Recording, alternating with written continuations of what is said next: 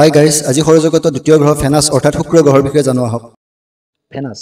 It is known as Earth's sister or twin planet. It is the hottest and brightest planet in our solar system. It has no moon. শুক্ৰ গ্ৰহ শুক্ৰ গ্ৰহক পৃথিৱীৰ ভগ্নী বা যমজ গ্ৰহ বুলিও জনা যায়। সৌৰজগতৰ আটাইতকৈ উত্তপ্ত আৰু উজ্জ্বল গ্ৰহটো হৈছে শুক্ৰ গ্ৰহ। শুক্ৰ গ্ৰহৰ কোনো উপগ্ৰহ নাই। Why Venus is the hottest planet?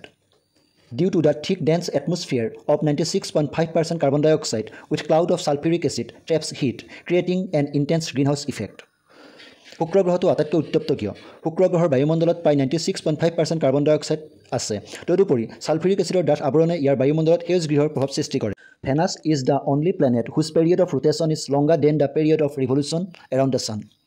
Its period of rotation is 243 Earth day, whereas period of revolution is 225 Earth day. শুক্ৰ গ্ৰহ হৈছে সৌৰজগতৰ একমাত্ৰ গ্ৰহ যাৰ বাৰ্ষিক গতিতকৈ আহ্নিক গতিৰ দিন বেছি হয়।